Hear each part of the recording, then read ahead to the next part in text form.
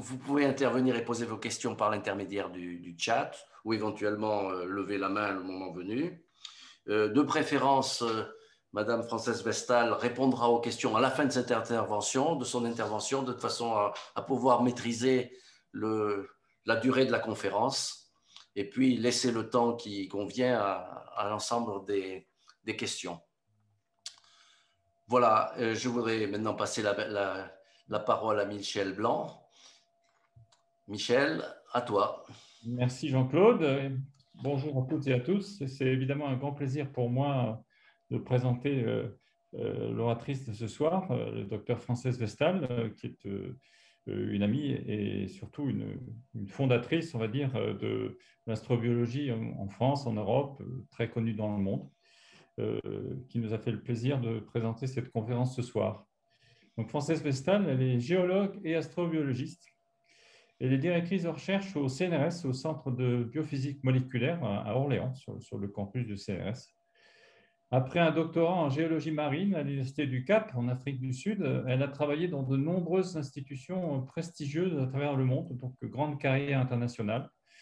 L'Institut Alfred Wegener de Bremerhaven, l'Université de Nantes, l'Université de Bologne, la NASA Johnson Space Center et le Lunar Planetary Institute à Houston. En parallèle, sa carrière scientifique multidisciplinaire, il faut le souligner, englobe la géologie, la planétologie, la géomicrobiologie, la chimie prébiotique et l'astrobiologie. Et il faut bien noter que toutes ces disciplines concourent au sujet dont elle va nous parler aujourd'hui, qui est la recherche de la vie dans l'univers.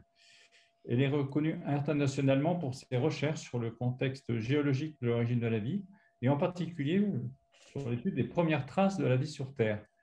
Elle faisait partie de l'équipe de définition scientifique qui a mené à la mission ExoMars 2022, qui, nous l'espérons, va rejoindre les rovers qui caracolent actuellement sur la surface de Mars, justement à la recherche de la vie, et dont l'objectif scientifique principal est la recherche de la vie sur la planète rouge. Frances est co-PI, donc co-principal investigateur du microscope CLUPI et co-PI sur d'autres instruments.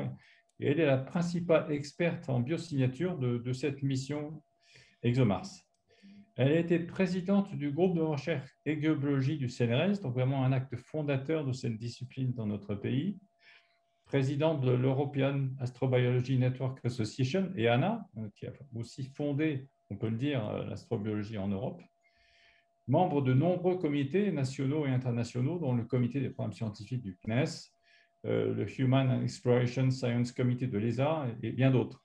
Elle est actuellement présidente du COSPAR Panel on Exploration et elle a reçu de nombreuses distinctions scientifiques, dont la médaille de la Société italienne de chimie, la médaille Alfred Dumont, délivrée par la Belgique, ainsi que de nombreux prix de la NASA. Elle est fellow de l'Institut d'études internationales de Bologne.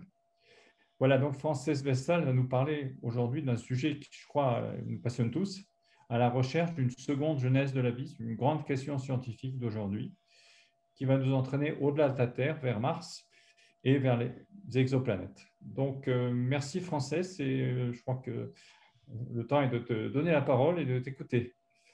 Merci beaucoup, Michel, pour cette belle introduction. Et merci surtout à toi et à vos collègues à Toulouse pour l'invitation de parler ce soir. Je voudrais souligner d'abord qu'en effet, mes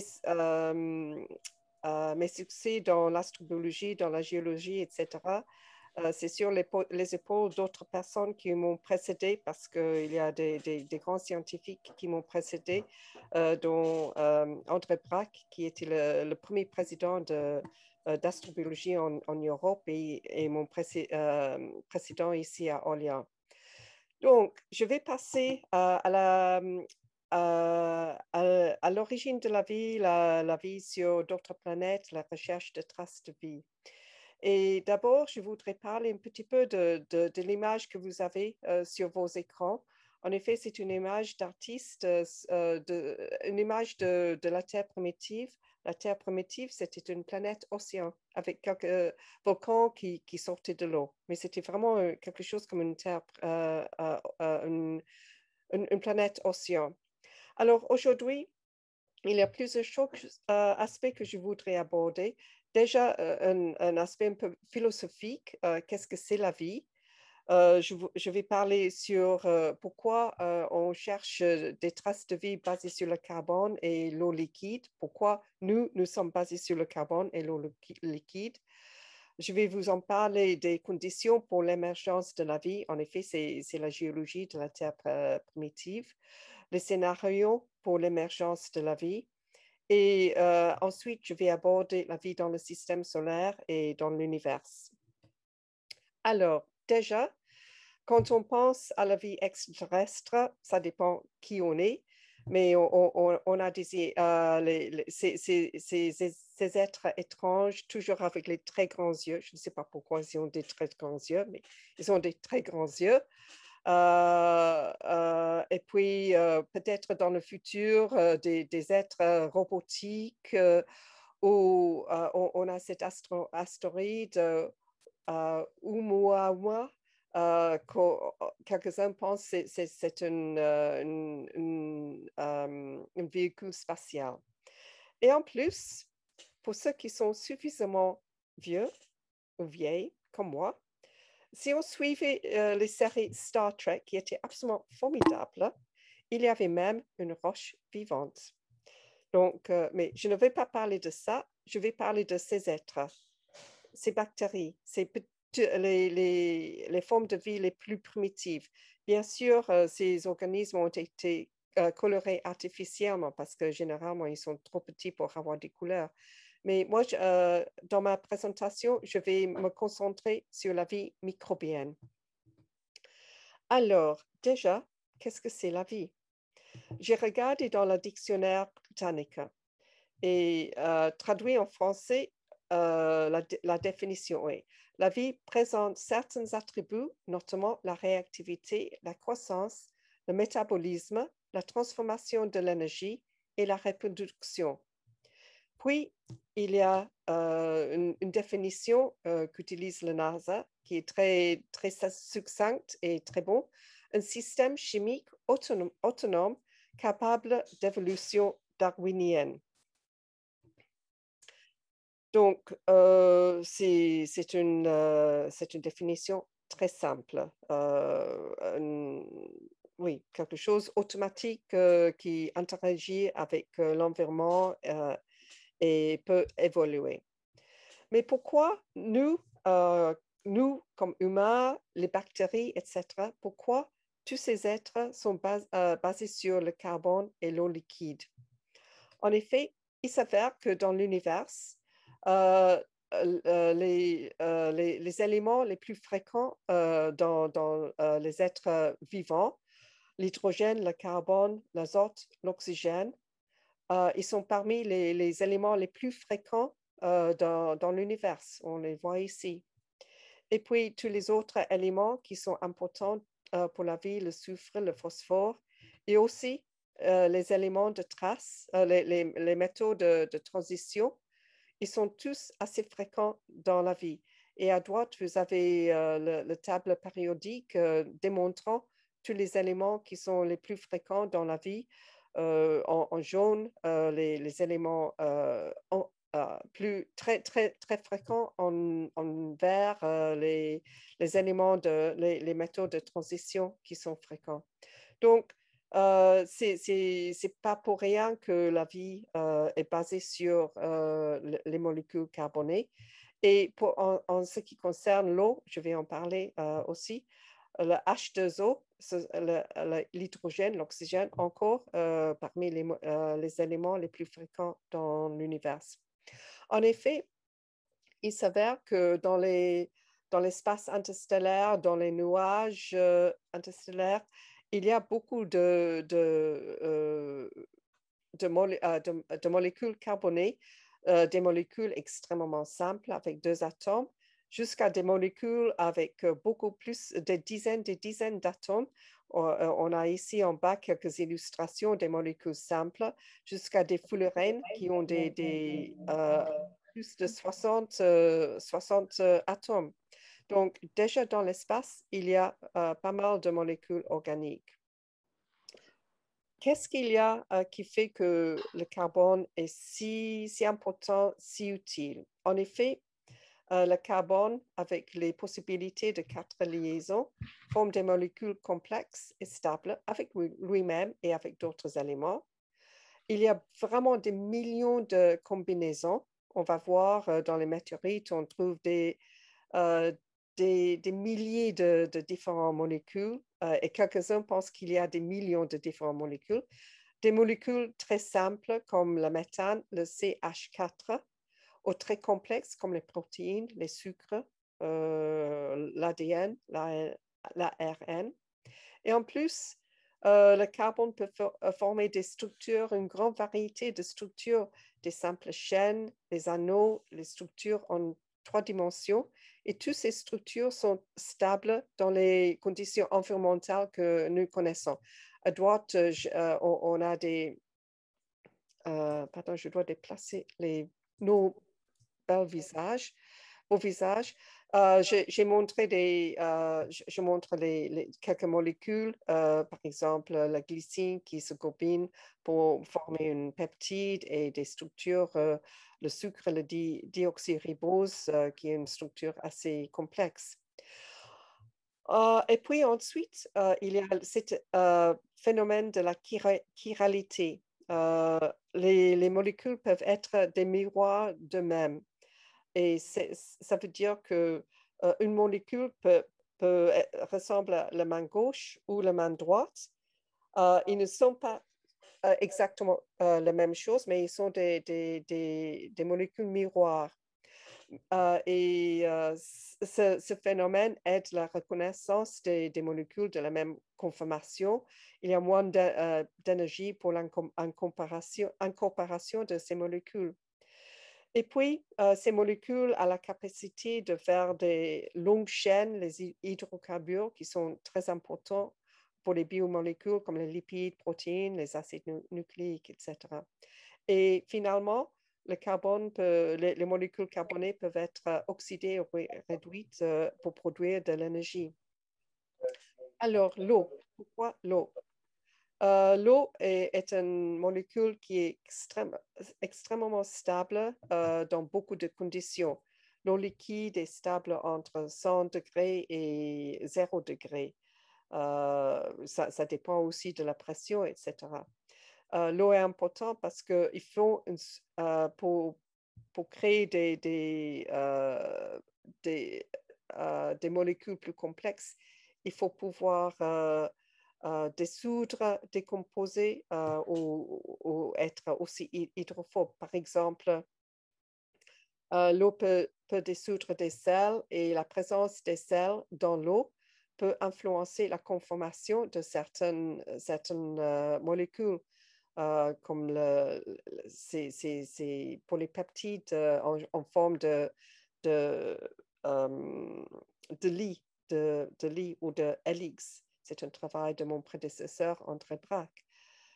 Puis, l'eau il y a des molécules qui sont hydrophobes et ça favorise la formation des barrières comme les membranes, les micelles, les vésicules, etc. C'est important parce qu'on peut créer des conditions de déséquilibre entre l'intérieur et l'extérieur d'une cellule. Et puis, l'eau peut hydrolyser les liaisons chimiques riches en énergie pour libérer l'énergie. Et l'eau peut aussi aider la polymérisation de molécules organiques.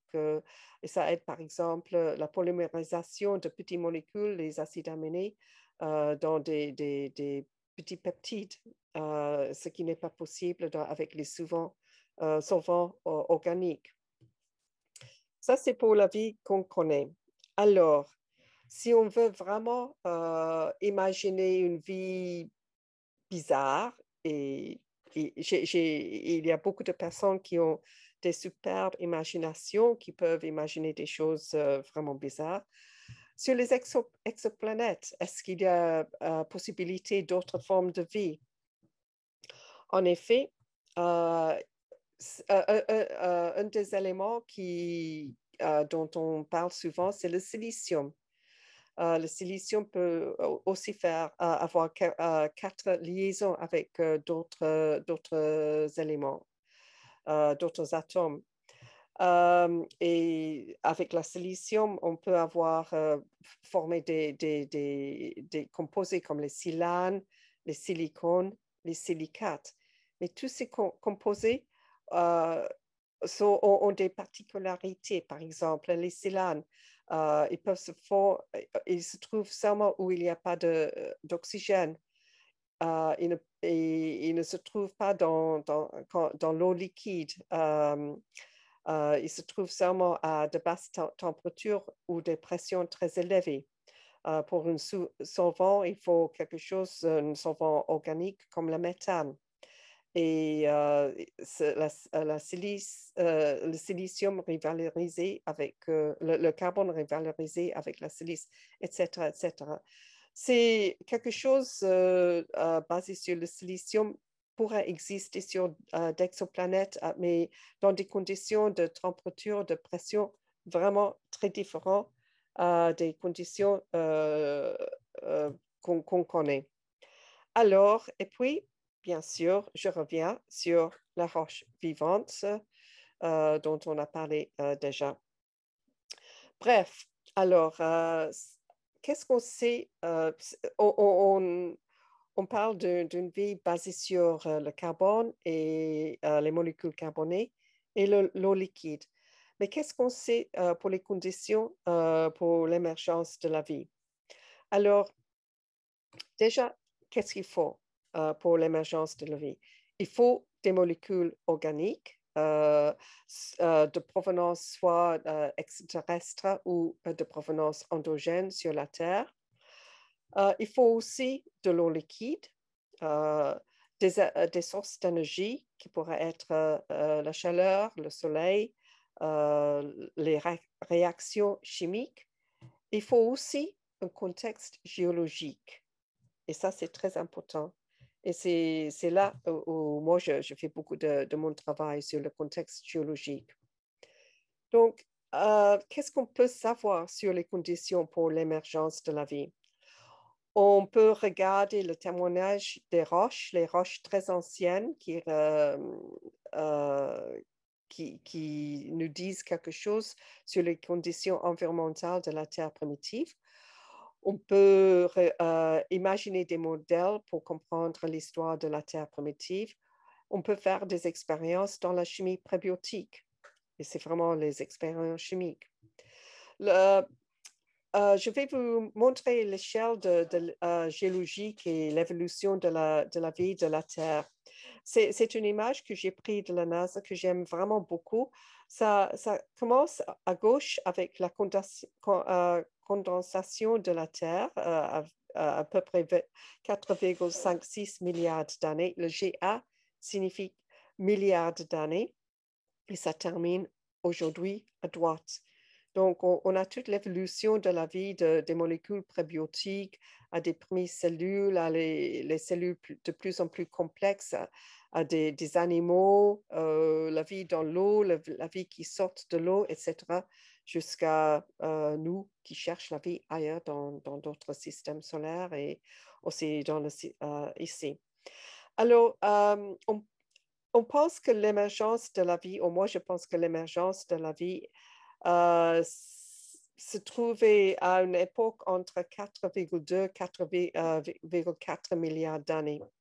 Les toutes premières traces de vie, en effet, c'est le problème, les toutes premières traces de vie s'avèrent d'être dans des roches de 3,5 milliards d'années. Ça, c'est 1 milliard d'années après la consolidation de la Terre.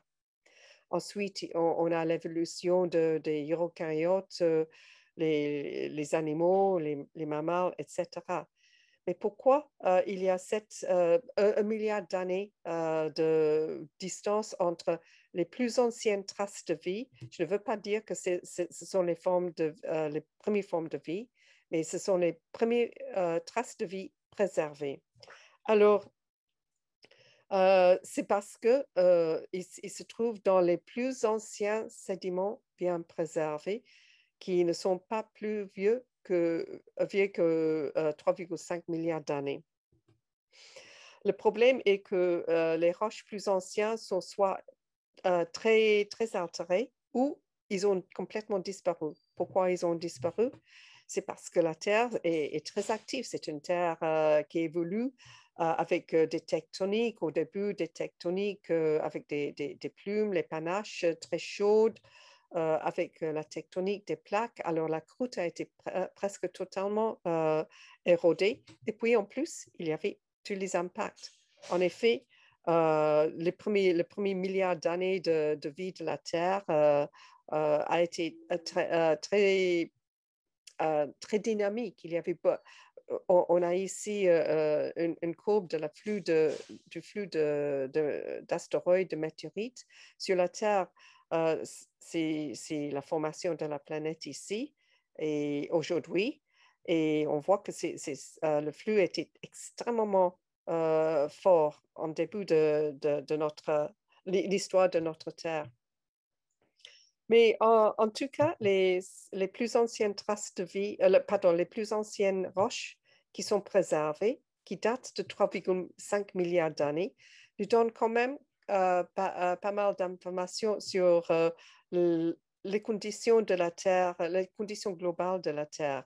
Alors, si on compare les conditions globales de la Terre aujourd'hui, à droite, avec la Terre primitive, on voit que les températures, et je parle des températures du contact entre la roche et l'eau, étaient très différents. En effet, aujourd'hui, ça devrait être 4 degrés, pas 15 degrés. Et en comparaison de plus de 50 degrés. L'eau de mer était plus acide. L'acide était composé surtout de dioxyde de carbone avec un tout petit taux d'oxygène d'origine abiotique. Puisqu'il n'y avait pas de couche ozone, il n'y avait pas d'oxygène, pas de couche ozone. Donc, on avait un taux de radiation qui arrivait à la surface qui était énorme. 54 watts par mètre carré, en comparaison d'1 watt par mètre carré aujourd'hui, jusqu'à 1000 watts. Et il y avait énormément de volcanisme, énormément d'activité hydrothermale et énormément d'impact. En effet, l'environnement de la Terre primitive était très extrême. Moi, j'aime parler de la Terre primitive comme en effet, j'inverse la terminologie. Pour nous, la Terre primitive était une planète extrême, une autre planète. C'était une planète où les conditions environnementales étaient fréquentes, communes pour beaucoup d'autres planètes, pour beaucoup d'autres exoplanètes. Ce qui n'est pas normal, c'est notre Terre d'aujourd'hui. Pour moi, notre Terre est une planète extrême. Nous sommes les extrémophiles, pas les organismes qui habitaient la Terre primitive. Et c'est mon opinion personnelle. Alors, on va regarder l'origine des molécules organiques parce qu'il faut vraiment les molécules organiques pour la vie. Alors, il y a plusieurs possibilités pour créer les molécules organiques sur la Terre primitive. Dans l'atmosphère, il y avait une série de processus dans l'atmosphère. Par exemple, la Strecker synthesis, la synthèse de Strecker, qui pourrait produire des molécules organiques. L'hydrothermalisme dans la croûte pouvait produire des petites molécules organiques. Mais ces apports étaient assez mineurs. On pense que la majeure partie des molécules organiques sont venues avec les corps extraterrestres, les météorites carbonés, les micrométéorites, et on va voir ici. Pourquoi? Parce qu'en effet, les molécules volatiles, les molécules carbonées se trouvaient et se trouvent toujours aujourd'hui à l'extérieur de notre système solaire, pas dans le milieu. Donc, près du Soleil, c'était trop chaud. Donc, toutes ces molécules ont été formées dans l'extérieur et apportées avec les astéroïdes, les comètes, etc. Alors, j'ai mis ici une image de la Terre en phase de consolidation de formation. En effet, quand la Terre s'est consolidée et a commencé à se refroidir, il y avait le dégazage des volatiles, des molécules volatiles qui étaient contenues dans les planétésimaux qui ont formé la Terre. Et là, on avait une première atmosphère de volatiles. Mais je vous ai montré le grand flux de météorites, de micrométéorites, etc. Sur la Terre primitive. On pense que c'est surtout avec cet apport-là extraterrestre que les molécules légères, les molécules pour former l'eau et les molécules carbonées sont apparues, sont arrivées sur la Terre. En effet, les météorites carbonées, les dites chondrites, peuvent être très riches dans les molécules organiques. Je montre ici deux de ces chondrites, surtout le Murchison, le météorite de Murchison qui a été très bien étudié, contient jusqu'à plus de 14 000 composés moléculaires, dont 70 acides aminés. Pour la vie, on utilise, je crois, une vingtaine d'acides aminés seulement, mais il y en a beaucoup plus. Il y a une plus grande variété de molécules carbonées dans ces météorites qui sont utilisées par la vie.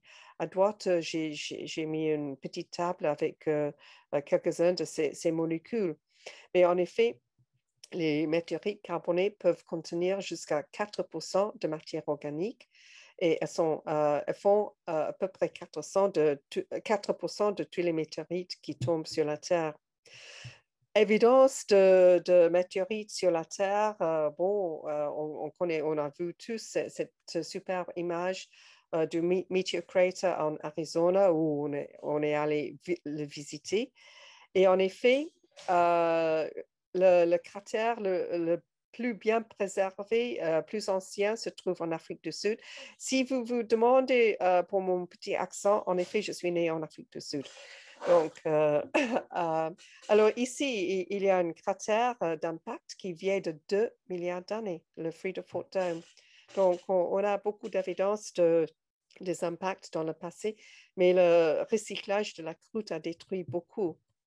Alors, maintenant, je vais vous parler de quelques particularités parce que quand on a un impact de météorite ou un astéroïde sur la Terre,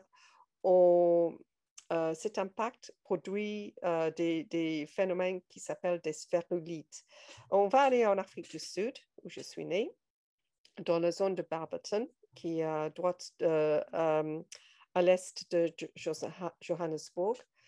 Alors, lors de l'impact, quand l'impacteur et la roche dans laquelle le corps est impacté sont détruits, ça forme une sorte de plasma.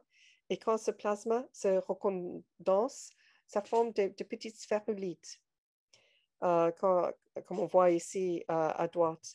Et en effet, ces sphérulites sont assez jolies.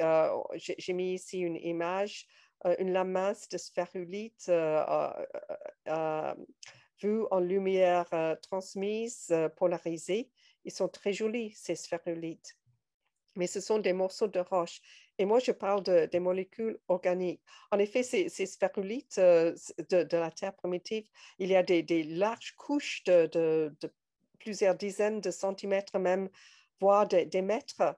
Et voici une image une de ces couches de sphérulites qui sont assez importants. Mais ces sphérulites ne contiennent pas de matière organique, des molécules carbonées. Donc, comment est-ce qu'on sait, OK, on peut mesurer le contenu de matière organique dans les météorites qui tombent aujourd'hui, mais comment est-ce qu'on sait, comment est-ce qu'on sait qu'il y a cette matière était disponible pour les processus de chimie prébiotique? Alors, je vais maintenant vous parler justement de l'apport de matière organique sur la Terre primitive.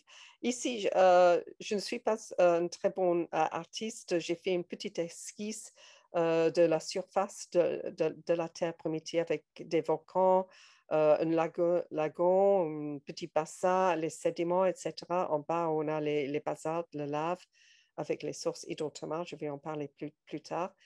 Mais maintenant, je vais parler de l'apport de la matière organique par les corps extraterrestres parce que on a dernièrement dans mon équipe avec des collègues, surtout Didier Gourier de Paris, de l'école de chimie à Paris, on a fait une découverte vraiment exceptionnelle. Pour cela, on va se déplacer en Afrique du Sud. On est dans les montagnes d'Afrique du Sud.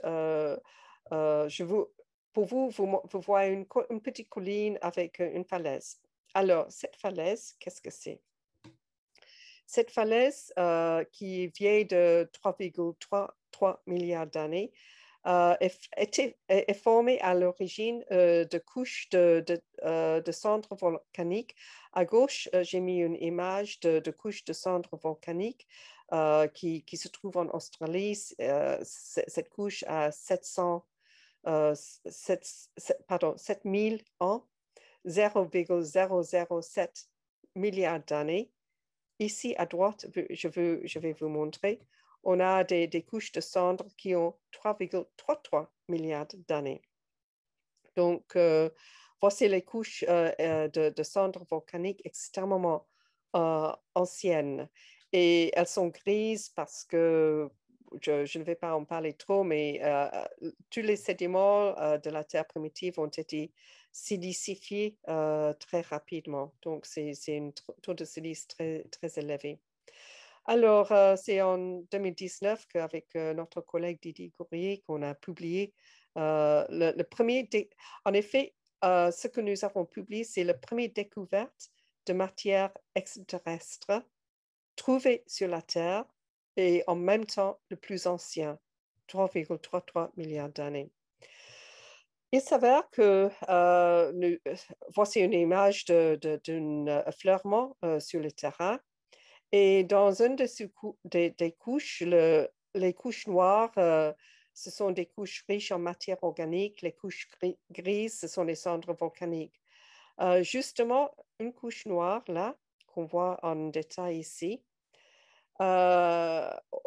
contient évidence de matière organique extraterrestre. C'est assez étonnant. Vous voyez ici une lame mince juste prise. Là, on voit les trois couches plusieurs couches de carbone qui est contenue ici. L'épaisseur, c'est 2 millimètres. Donc, c'est très mince. Et dans le milieu, on a ici une cartographie de spectromètre Raman et qui démontre en vert la distribution de la matière organique. Donc, on sait qu'il y a de la matière organique dedans, mais avec le Raman, on ne peut rien dire. Est-ce que c'est la matière organique extraterrestre ou non? Donc, avec notre collègue Didier Gourier, qui est expert pour la spectroscopie en résonance paramagnétique électronique. En effet, avec cette technique, désigne la propriété de certains électrons à absorber et puis remettre l'énergie d'un rayonnement électromagnétique quand ils sont mis dans un champ magnétique.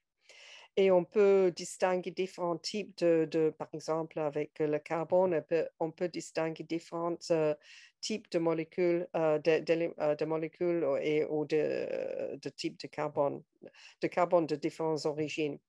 Alors, c'était assez étonnant parce que ce petit morceau de roche que vous voyez dans le milieu, il gisait sur mon bureau. Et mon collègue Didier, il était chez nous pour discuter d'autres choses un jour. Il a vu ce morceau et il m'a dit « Ah, c'est très joli ça. Est-ce que je peux le prendre pour faire des analyses ?» Il a pris le roche, il a tranché en quarantaine de tranches parallèles à la lamination que vous trouvez là. Il a fait ses analyses de RPE, pardon, en anglais c'est le contraire, donc je me mélange toujours. Et puis, il me téléphone un jour, il me dit, mais Frances, il faut que je vienne te voir. Il y a quelque chose de bizarre dans cette roche. Ce qu'il a trouvé, en effet, vous voyez ce pic-là, c'est le pic de RPE. Il a trouvé le pic, un spectre de matière organique extraterrestre. Donc, on s'est dit, c'est vraiment étrange. Alors, on va regarder un petit peu en détail ce spectre, le pic. On peut mesurer différents paramètres de ce pic. On peut mesurer la forme de ce courbe. On peut mesurer l'auteur. On peut mesurer aussi la distance entre le haut et le bas. Et Didier, qui a mesuré des centaines de roches, de météorites, etc., il a comparé les données de cette couche-là avec d'autres données qu'il a prises des météorites carbonées en faisant le rapport entre un paramètre qui mesure la courbe, la forme de la courbe et la distance entre les deux pics. Et il a trouvé que juste là, dans cette petite lamination-là de moins de 2 millimètres, la matière organique tombait directement dans le champ des météorites extraterrestres. Tandis que dans les autres couches noires qui sont riches en carbone, il tombait dans le champ où on attendait la matière organique de la Terre primitive. Donc, ce qui était intéressant aussi, c'est que cette petite couche de 1 à 2 millimètres d'épaisseur est très, très répandue. Très répandue. Nous avons, avec notre collègue Jean Bréré, on a pu le suivre sur différents affleurements sur une distance de plusieurs kilomètres. Donc, vraiment une sorte de nuage qui s'est tombé dans le lagon. Alors, en effet, on revient à cette esquisse. On pense que c'était une pluie de micrométéorites. Mais pourquoi, justement, il y a cette concentration à ce moment-là? On pense que c'était parce qu'il y avait une cessation dans les éruptions. Il n'y avait plus de cendres volcaniques qui tombaient. Et comme ça, cette pluie s'est déposée dans le lagon et a été préservée. Donc, c'est une petite histoire assez étonnante et très parlante. Alors, maintenant, je passe, on a les molécules organiques. Je vais passer sur l'émergence de la vie. J'ai seulement une diapositive et c'est vraiment de mon point de vue de géologue. C'est moi, comme géologue, comment est-ce que j'imagine l'émergence de la vie? Donc, on a les ingrédients, les molécules, les éléments essentiels, les molécules carbonées et aussi l'eau. Ces ingrédients en présence de catalysateurs qui stimulent les réactions chimiques produisent quelque chose qui s'appelle des espèces vivantes. Je vais expliquer un petit peu les espèces vivantes parce que ce n'est pas exactement encore la cellule, c'est quelque chose pré-cellule. Je vous expliquerai plus tard qu'est-ce que c'est. Et puis ensuite, on a une cellule avec des molécules de reproduction des protéines, des membranes. Et ici, j'ai mis une petite dessin pour imiter une protocelle. Alors, pour tous ces phénomènes, les ingrédients, les catalysateurs, les espèces vivantes, il faut les minéraux. Il faut les minéraux. Et d'où viennent les minéraux? Les minéraux, des minéraux réactifs comme l'olivine, le pyroxène, le feldspath, les argiles, les zeolites, viennent des roches qui étaient très fréquentes sur la Terre primitive, les roches mafiques, les roches volcaniques, les météorites, des réactions de serpentinisation dans la croûte. Et pourquoi les minéraux sont importants? C'est parce que les minéraux peuvent concentrer la matière organique. Et la structure cristalline des minéraux peut influencer la conformation ou l'organisation structurelle de ces molécules. Et puis aussi, l'altération de la surface de ces minéraux peut produire de l'énergie aussi des petites molécules organiques. Et en plus, les minéraux peuvent influencer la chiralité. Alors, il y a un message que vous devrez vous mettre dans vos têtes pour aujourd'hui. Déjà, s'il n'y a pas de minéraux, il n'y a pas de vie. Et ça veut dire, s'il n'y a pas de roche, et je vais dire eau chaude, il n'y a pas de vie. Donc, sans les roches, pas de vie. Il faut aussi la chaleur. On va voir pourquoi. Alors, juste pour terminer l'origine ou l'émergence de la vie, j'ai mis ici une image d'une bactérie moderne qui est assez compliquée par rapport à une protocelle. Donc, je parle vraiment des structures très primitives. Alors, si on regarde l'évidence de la génétique, l'évidence de la génétique nous dit que les plus anciens organismes étaient des thermophiles. Les organismes plus proches des origines, c'était des organismes qui aimaient la chaleur. Donc, déjà, on a une indication que la chaleur était importante. Pourquoi? Alors, la Terre primitive était en effet une Terre très chaud. Il y avait beaucoup de volcanisme, il y avait beaucoup d'activités hydrothermales. Alors, à droite, j'ai mis une autre petite esquisse, une coupe à travers la croûte de la Terre. On voit ici la panache, le manteau, les panaches qui montent avec des températures beaucoup plus élevées que le manteau. Il faut savoir que les températures dans le manteau et les panaches étaient plusieurs centaines de degrés plus chaud à l'époque qu'aujourd'hui. Il y avait aussi ce qu'on appelle des protocontinents. Ce n'étaient pas des continents comme aujourd'hui. C'était en effet des terres qui étaient submergées avec seulement les volcans qui sortaient et les zones autour des volcans qui sortaient. Mais avec toute cette chaleur, il y avait beaucoup, beaucoup, beaucoup de volcanisme et de fluides hydrothermaux, d'activités hydrothermaux. Si on veut imaginer la Terre primitive, une Terre océan, il faut imaginer aussi des structures comme les îles volcaniques, Islande, Hawaï, etc. C'était ça la Terre primitive. Alors, j'ai parlé beaucoup de l'activité hydrothermale et on voit dans cette esquisse des veines hydrothermaux qui montent un peu partout dans la mer et aussi sur les terres. Et en effet, on peut voir les restes. Par exemple, si même aujourd'hui, on voit une coupe comme ça, ou sur la lave, sur la basalte, on a une couche de sédiments avec les veines hydrothermaux qui passaient à travers. Et voici une image, on est en Australie, on a des dizaines de mètres, presque une centaine de mètres de basalte en bas.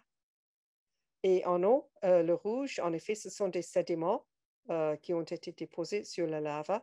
Et tous ces serpents rougeâtres, le rouge, c'est parce qu'il contient de fer et le fer a été oxydé. Tous ces serpents, ce sont les veines hydrothermales qui montaient à travers la lava. Et pour l'échelle, ce sont des arbustes là.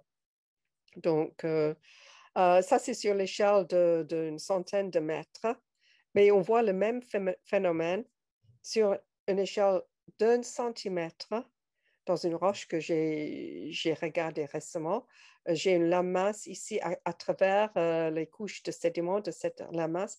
Mais vous voyez, il y a une toute petite veine hydrothermale qui sort là-bas. sur l'échelle d'un centimètre. C'est pour vous dire qu'il y avait vraiment énormément d'activités hydrothermales à toutes les échelles. Et c'est important pour l'origine de la vie, pour l'émergence de la vie. En effet, il y a beaucoup de scénarios pour l'émergence de la vie. Un des scénarios les plus fréquents, c'est dans les sources hydrothermales sous-marins. On a ici une image d'une fumée noire.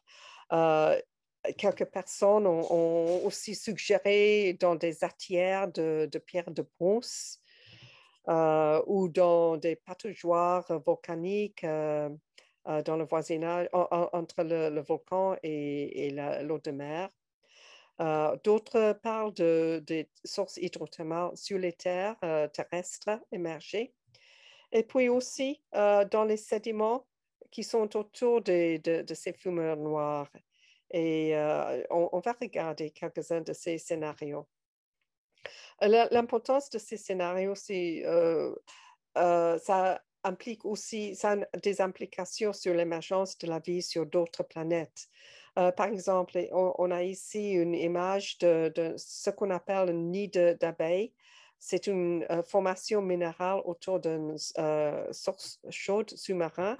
Et en effet, cette source chaude est pleine de petites porosités. Et ce sont ces porosités qui sont importantes pour peut-être pour certains processus prébiotiques. Par exemple, Mike Russell et d'autres collègues pensent que c'est dans ces petites cellules qu'on peut avoir la maturation ou la complexification de molécules prébiotiques jusqu'à arriver à quelque chose, une espèce vivante. Une espèce vivante, c'est une cellule minérale avec une molécule de transfert d'informations d'autres molécules dedans. Mais la membrane n'est pas organique, c'est minéral. Ça, c'est l'espèce vivante. Et de cette espèce vivante, on peut arriver doucement à la formation d'une protocellule. Donc, ça, c'est une des hypothèses.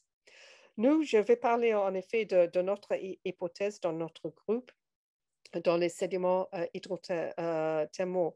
En effet, c'est plus ou moins très semblable. On a ici des images des fluides hydrothermaux qui montent à travers les sédiments avec les bulles, etc. Et nous imaginons que ce scénario pourrait être très intéressant. Voici encore notre esquisse avec les sédiments entre le basalte et l'eau de mer. Et une autre esquisse, les grains de sédiments avec les fluides et des gradients de température, de pH, de redox, etc., avec les molécules tout mélangées. On pense que c'est aussi une possibilité. En tout cas, l'effet hydrothermal est très important. Je vais aussi brièvement parler des systèmes hydrothermaux sur la Terre parce que il y a certaines personnes qui préconisent que la vie pourra apparaître seulement sur les terres émergées. Si c'est le cas, c'est fini pour la recherche de traces de vie sur les planètes océans. Donc, quelle hypothèse est vraie ou non, ou tous les deux? En tout cas, c'est une des hypothèses. Mais vous voyez, j'ai parlé beaucoup d'eau chaude avec les roches. En tout cas, l'eau chaude et les roches sous-marins sur les terres émergées, c'est très, très important. Alors, quelle était la nature de la vie primitive? En effet, de ce que nous voyons, on pense que la vie primitive c'était des organismes extrêmement simples, comme des organismes chimiotrophes d'aujourd'hui. Ces organismes obtiennent leur énergie de l'oxydation des substrates inorganiques, par exemple les minéraux réactifs ou des gaz comme le dihydrogène ou de la matière organique. Et leur carbone, il prend disons, le CO2 dissout dans l'eau de mer ou de la matière abiotique ou les organismes morts, le cas. Donc, alors, pour, je fais beaucoup de petits dessins très simples pour m'aider à comprendre. Donc, on a ici un grain volcanique, un grain très réactif, qui est d'abord colonisé par ce que moi j'appelle les mangeurs de roches, les organismes chimiolithotrophes. Ils obtiennent leur énergie de sources inorganiques, de substrates inorganiques et le carbone de l'eau de CO2 dissous dans l'eau de mer. Donc, la première colonisation, c'est par ces chimiolithotrophes. Et puis, une fois qu'ils ont épuisé leur source d'énergie, ils meurent, les colonies meurent, ils sont colonisés ensuite par, moi je les appelle les chimio-organotrophes, je les appelle les cannibales, parce qu'ils mangent, ils utilisent la matière organique des colonies précédentes qui sont mortes. Et oui, les microbes peuvent être fossilisés. Donc, je vais maintenant vous démontrer les plus anciennes traces de vie sur la Terre préservées, pas les plus anciennes traces, les premières traces de vie, les plus anciennes traces de vie préservées. Alors, on a ici une image prise avec en microscopie électronique à balayage. En haut, à gauche, on a en effet, c'est la surface d'un minéral. Et en bas, à droite, on a une sorte de tapis de petites billes. L'échelle est de micron ici. Donc, on parle, c'est vraiment très petit. Les billes sont à peu près 1 micron, moins d'1 micron de grandeur. Et en effet, c'est un tapis de microbes qui ont colonisé ce grain volcanique.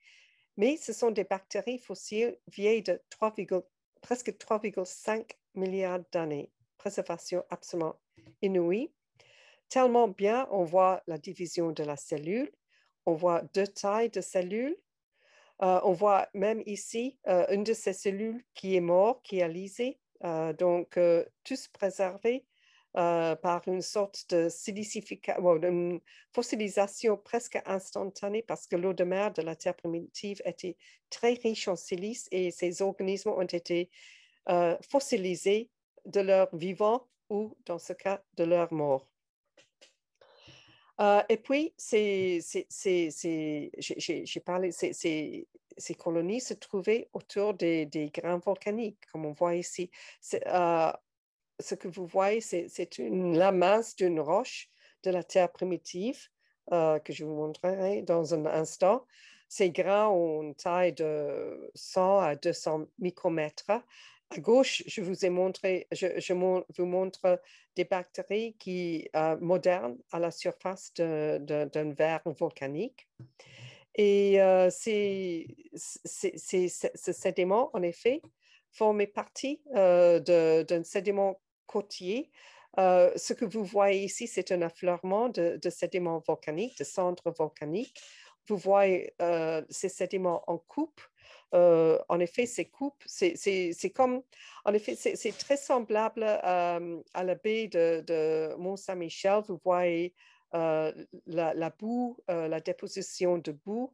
Et si on fait une tranche dans la boue, on voit le même entrecroissement de couches de sédiments. C'est exactement ce qu'on trouve à 3,5 milliards d'années. Donc, c'est ça l'environnement. On peut dire quelque chose sur l'environnement.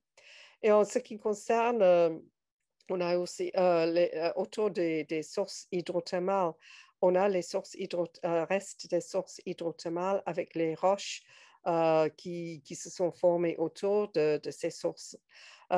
Ici à droite, on a une roche vieille de 3,3 milliards d'années, noire, parce que cette roche est riche en matière organique et aussi très silicifiée. Alors, dans cette roche, on trouve des colonies le noir, c'est une lamasse de cette roche. on trouve des colonies en noir, c'est le carbone, des colonies en forme d'étoiles, etc., qui étaient suspendues dans une sorte de gang de poussière, de gang de gel de silice. C'était vraiment très... bon, avec les sources hydrothermales, il y avait vraiment beaucoup de matière organique, beaucoup de nutriments. Donc, c'était un environnement très riche pour les organismes. J'approche la fin de cette présentation, en effet, avec encore une cartographie Raman démontrant que ces colonies sont formées par la matière organique. Et encore à droite, l'image des colonies de microbes qui ont formé ces colonies. Mais je vais terminer avec une petite aperçu de la vie dans le système solaire et la vie dans l'univers. Donc, je répète, nous parlons de la vie basée sur le carbone et de l'eau. J'ai parlé de l'importance du contexte géologique, l'habitabilité pour l'émergence de la vie. On veut des roches, des minéraux, de chaleur, l'hydrothermalisme et bien sûr, j'en ai pas beaucoup parlé, mais en effet, pas d'oxygène, parce que l'oxygène oxyde la matière organique. Et où est-ce qu'on peut trouver ces conditions dans le système solaire? Sur Mars, peut-être Vénus dans sa jeunesse, Europe peut-être, Encelade, d'autres, et surtout aussi dans les exoplanètes. Alors, pour comprendre si la vie pourrait apparaître sur notre planète, il faut aussi penser à l'échelle. J'ai parlé, si la vie est apparue seulement sur les terres émergées, est-ce que c'est un problème? En effet, si on pense, wow, ce sont des estimations. On ne sait pas combien de temps il faut pour l'émergence de la vie. Mais l'échelle de temps et de l'espace est important. Est-ce qu'il faut des dizaines de milliers d'années, des centaines de milliers d'années, des millions d'années? On pense en effet que c'était un processus assez rapide. Alors, il faut simplement un bassin d'eau qui contienne les ingrédients de la vie, la matière organique, la matière carbonée, les nutriments, l'énergie. Et cela peut se trouver dans un bassin de quelques centaines de kilomètres de diamètre. Donc, on n'a pas besoin de toute une planète qui est couverte de l'eau. Ça a des implications pour la recherche ou la possibilité de vie ailleurs.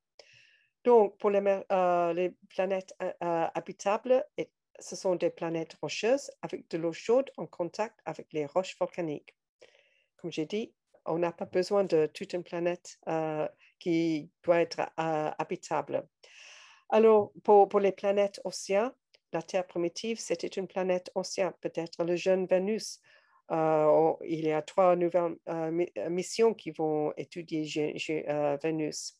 Les lunes glacées du système solaire et les exoplanètes.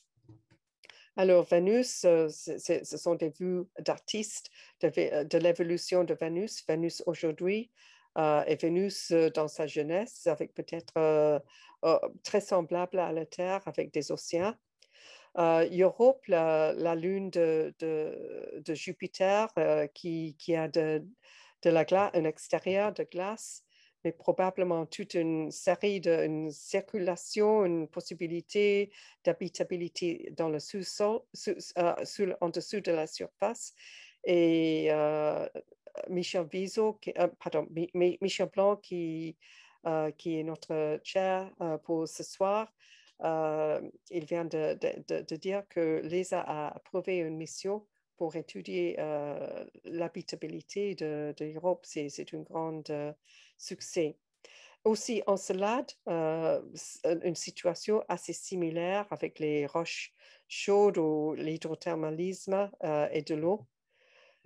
En effet, en ce qui concerne les exoplanètes, voici une distribution d'exoplanètes et en termes de masse et distance de leur étoile. Vénus et la Terre, Jupiter, Saturne. En effet, il y a potentiellement beaucoup de planètes habitables dans d'autres systèmes des étoiles. Jusqu'à il y a à peu près un an, le total était à peu près 60 qui étaient, on pense qu'ils étaient éventuellement habitables. Et quelques images de ces étoiles habitables. Ça, c'est pour les planètes océans. Et en effet, pour terminer avec les planètes terrestres, comme Mars, par exemple, s'il y a des lacs, des mers, c'est suffisant. Voici une image d'artiste de Mars dans sa jeunesse et aussi d'autres exoplanètes, des images d'artistes qui pourraient être potentiellement habitables. Donc, ma dernière diapositive, c'est de revenir à des questions. Qu'est-ce que c'est la vie? La vie, comme nous le connaissons, c'est un système chimique autonome capable d'évolution darwinienne. Et pourquoi c'est basé sur le carbone et l'eau liquide?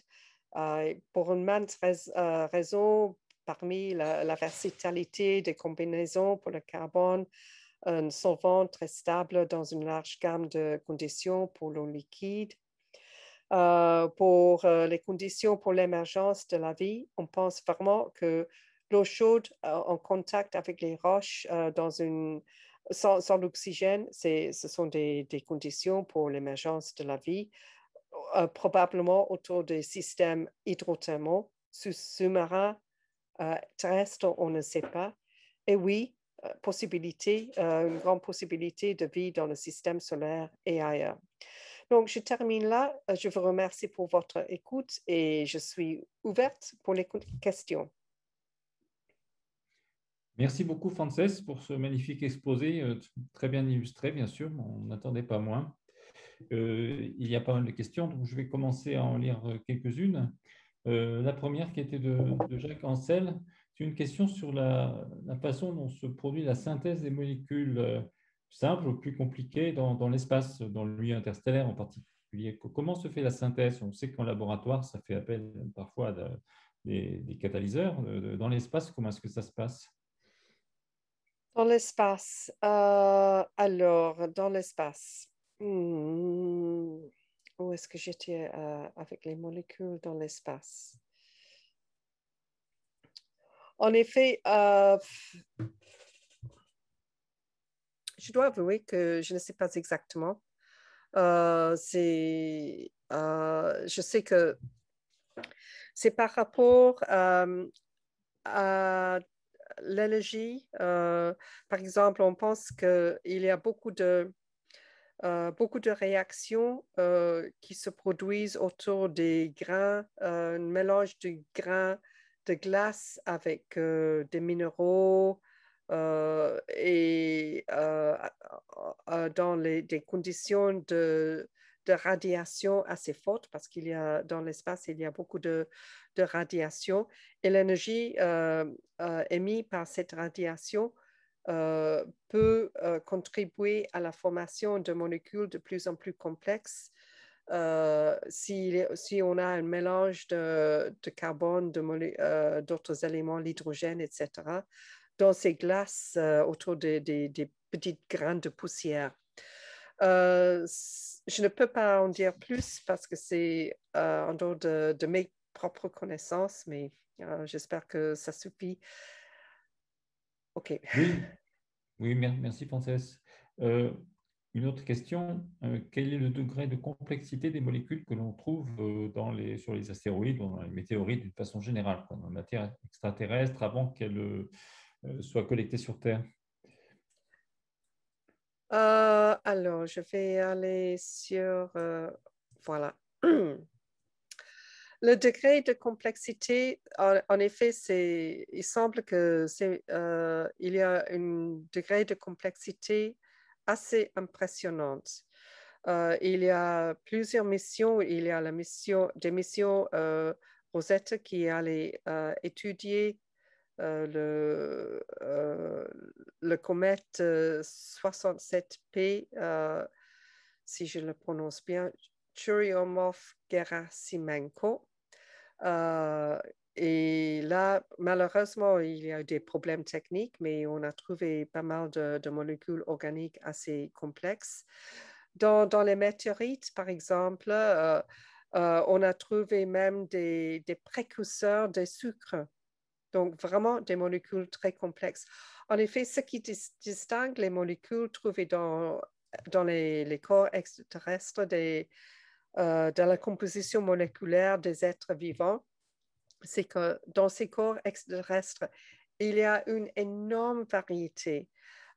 J'ai parlé d'une analyse de 14 000 composés moléculaires dans le Murchison, mais en effet, il y a quelques personnes qui estiment que ce sont des millions de composés. Or, pour les êtres vivants, une bactérie ou un humain, on n'utilise qu'une petite portion de toute cette gamme. Donc, oui, c'est assez étonnant ce qu'on trouve déjà dans les corps extraterrestres. Oui, effectivement, la diversité est assez étonnante. Une question de Christian Muller. Est-ce que le phosphore est indispensable à une vie stable? En fait, dans les schnops, ils sont tous indispensables, je suppose, non? Est-ce qu'ils jouent un rôle particulier? Si, c'est notre ami Diana Christian Müller en Belgique. Bonsoir, Christian. Alors, le phosphore, oui, pour la vie, le phosphore est important. Et le phosphore, en effet, c'est un grand dilemme d'où vient le phosphore, parce que il y a du phosphore dans les météorites en forme de minéral apatite, mais c'est pas une forme de phosphore qui est facilement disponible. Il y a d'autres formes de phosphore dans les roches terrestres, mais toujours en forme minérale qui n'est pas très disponible. Donc, c'est encore un petit peu un dilemme. Le phosphore est important. C'est un des éléments les plus importants. Le carbone, l'hydrogène, l'azote, l'oxygène, le phosphore et le soufre, schnaps. Ce sont les molécules, les éléments les plus importants. Et en effet, je vous ai montré la petite couche de matière organique carbonée extraterrestre dans les sédiments très anciens de la Terre d'Afrique du Sud. Ce que je n'ai pas dit, c'est que dans cette même couche, on a évidence de matière carbonée d'origine biologique, tout simplement, parce qu'on trouve la présence de phosphore associé au carbone. Et en effet, le phosphore n'est pas associé au carbone dans les météorites, dans la matière extraterrestre. Merci. Alors, il y a deux questions qui sont un petit peu liées à la question des sources à la fois endogènes et exogènes de la matière organique dans la planète Terre. Comment se sont formées les molécules dans les roches extraterrestres et pourquoi il n'y en avait-il pas sur Terre? Alors, la question, c'est peut-être qu'il y en avait sur Terre, justement, une question d'Agnès. Et puis, une autre question, a-t-on trouvé des molécules présentes sur Terre dans des roches qui ne peuvent pas exister par des processus naturels terrestres et qui montreraient l'origine extraterrestre de ces molécules? Donc, qu'est-ce qu'on peut dire de ce rapport Oui, oui. des deux Alors, sources? les molécules carbonées, puisque ce sont parmi les molécules volatiles comme l'eau, se trouvent dans les parties très froides du système solaire, proche du Soleil où il y a les planètes terrestres. C'est trop chaud. Donc, je crois que j'ai déjà oublié la première question. C'était l'origine de la matière organique Oui, l'origine de la matière organique sur Terre, finalement. sur Terre. Alors, oui, Quelle est la il part y a... extrinsèque et intrinsèque? Oui, oui. Ou- Oh,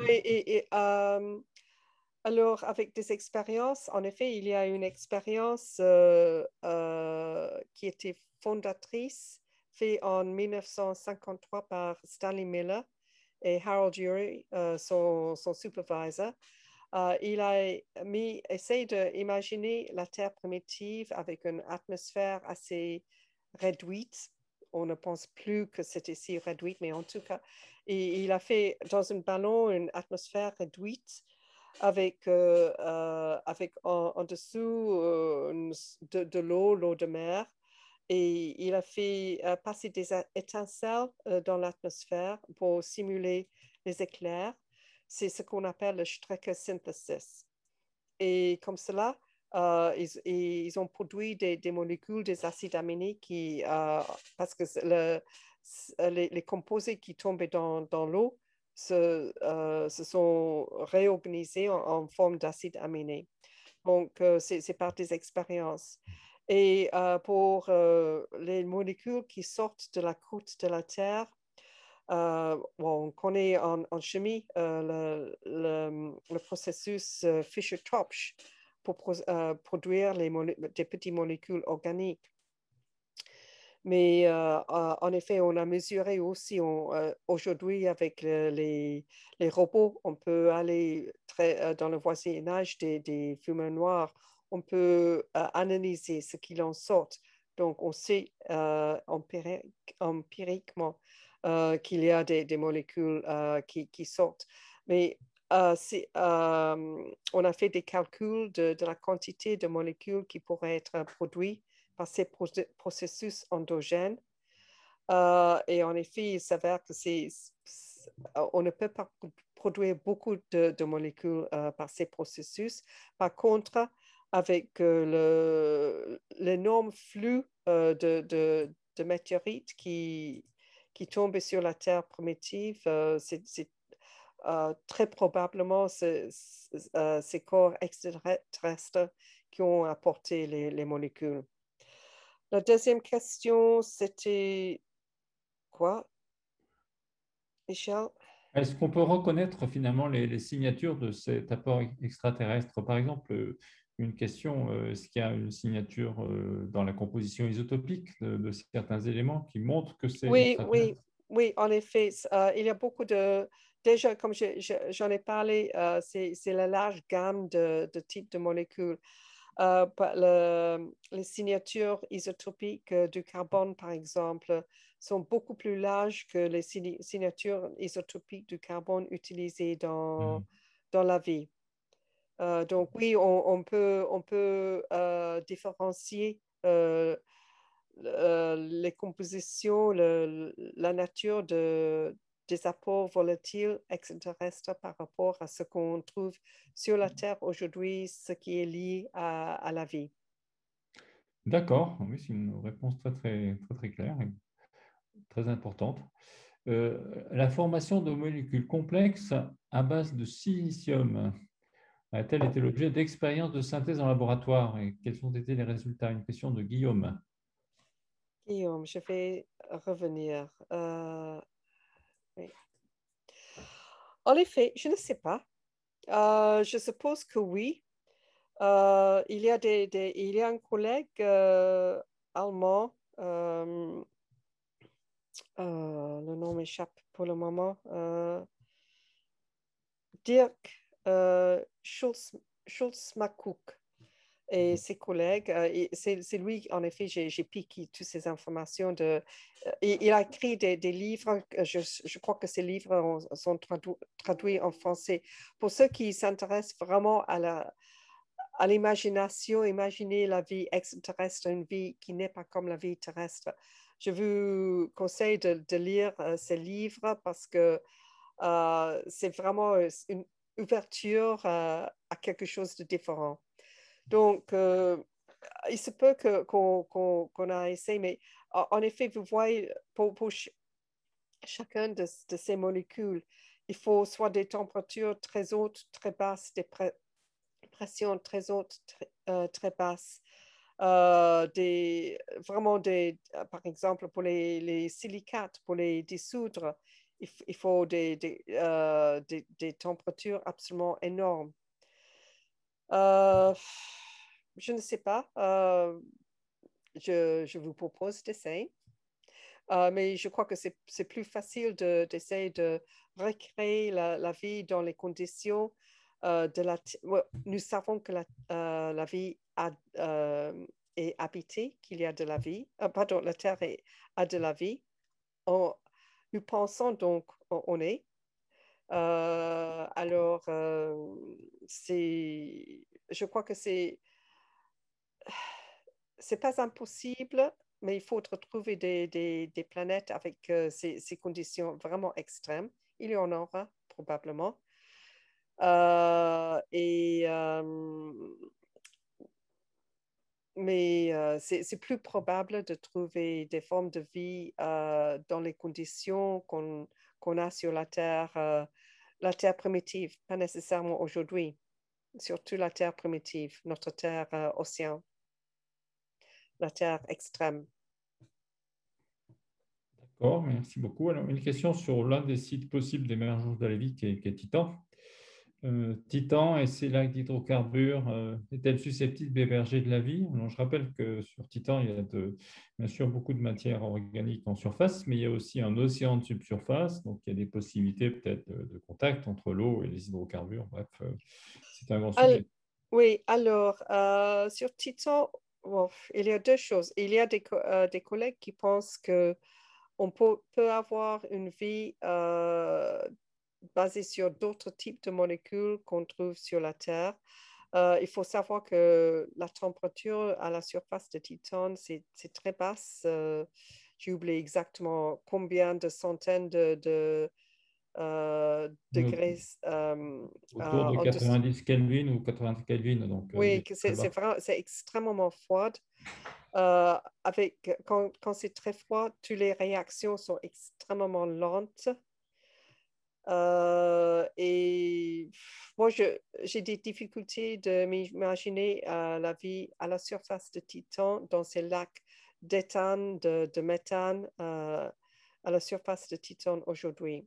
Alors oui, il semble qu'il y a une couche de l'eau liquide, mais à une très haute pression entre deux couches de glace. Alors là aussi, les températures sont extrêmement froides. Il n'y a pas de contact avec les roches. Donc là, aujourd'hui, moi, je dirais pas de vie. Mais si on va dans le passé, dans la jeunesse de Titan, avant que, quand Titan c'était une planète rocheuse, est une planète rocheuse couverte de glace aujourd'hui. Mais au début, quand la planète s'est consolidée, les roches étaient chaudes, il y avait de l'eau à la surface. Est-ce qu'il y a eu une émergence de la vie dans la jeunesse de Titan qui s'est trouvée refroidie à l'opposé d'une éventuelle vie sur Vénus qui s'est trouvée brûlée? C'est possible, c'est possible. Mais aujourd'hui, je ne crois pas qu'il y ait de la vie sur Titan. D'accord, merci beaucoup. Une autre question qui rejoint une question précédente de Christine. Comment se sont formées les molécules complexes carbonées extraterrestres que nous ont apportées comètes et météorites? Tu en as parlé un petit peu tout à l'heure, mais peut-être pour donner un complément, quoi, les processus fondamentaux. Euh, Honnêtement, je ne sais pas quoi d'autre dire que ce que j'avais dit ici. Et surtout pour la... Alors, je vais revenir ici. Oui, j'en ai parlé je ne connais pas tous les processus. Il y a un processus qui me vient dans l'imagination, pas dans l'imagination de ce que j'ai lu. C'est ce processus de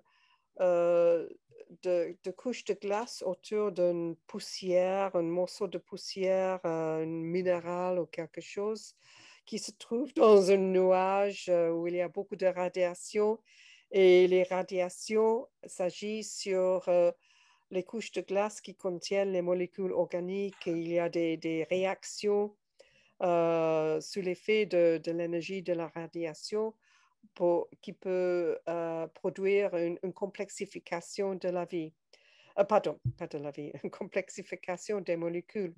Je vous ai montré ces images des grandes molécules comme les fullerènes qui ont plus de 60 atomes et les tout petites molécules de 2 atomes. Donc, ça, c'est un des processus. Il y a probablement d'autres.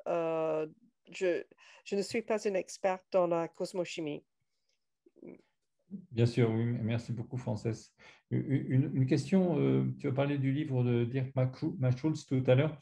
Tu pourras nous donner le nom? Peut-être on pourrait le mettre d'ailleurs, ainsi qu'une bibliographie du sujet sur le site de l'Académie. Je ne sais pas si c'est possible. Oui, en effet, j'en ai sur mon bibliothèque. Pardon, je dois changer de lunettes, autrement je ne vois rien. Parce que comme ça, je peux vous le montrer si je le retrouve rapidement. Je ne le vois pas rapidement. En tout cas, je ne connais pas de mémoire, mais je peux vous l'envoyer. Il suffit d'aller sur Internet. Vous cherchez le nom Dirk Schulze-Macouk et Vie extraterrestre et vous tomberez sur plusieurs de ses livres. Il est vraiment génial. Il écrit vraiment très, très, très bien. C'est très divulgatrice. Ses livres sont très intéressants à lire et faciles à lire aussi. Très bien, oui, ça sera très intéressant, effectivement. Le voilà, oui. Guillaume nous donne les références. Cosmic Biology, How Life Could Evolve on Other Worlds. Oui. Ce qu'il a trouvé. Voilà. Oui, très bien, merci beaucoup. Christine repose la question donc, par rapport à la synthèse dans l'espace. Donc, si ces molécules sont synthétisées dans l'espace, il n'y a pas besoin d'eau liquide pour ces synthèses-là, au moins. Alors, quand oui est-ce et que non. le liquide est nécessaire donc, oui, regardez ici. En effet, pas nécessairement, mais certaines molécules, pour la complexification, il faut le OH. Et ça vient de la glace dans l'espace. Donc, l'interaction entre la glace irradiée, les molécules, bien sûr, la glace dessous, il y a des interactions entre les molécules carbonées et la glace.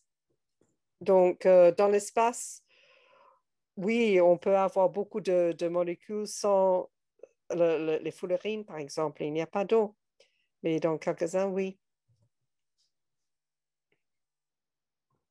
D'accord. Il y avait un commentaire de Jacques Ancel, en fait, ce n'est pas une question, sur la question du silicium. On peut ajouter que les molécules de type silicium-hydrogène contenant plusieurs liaisons SiH sur le même silicium peuvent être pyrophoriques. Voilà, c'est un commentaire. OK, merci beaucoup. Donc, il y a beaucoup de remerciements. Est-ce qu'il y a encore des questions dans l'assistance?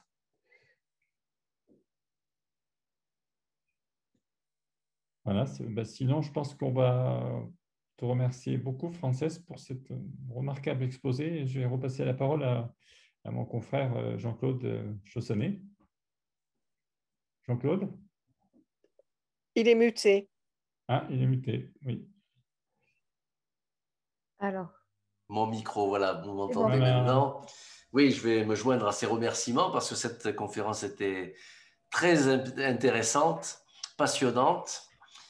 Et je voulais aussi en profiter pour vous annoncer la prochaine conférence qui aura lieu après les grandes vacances, donc le 28 septembre.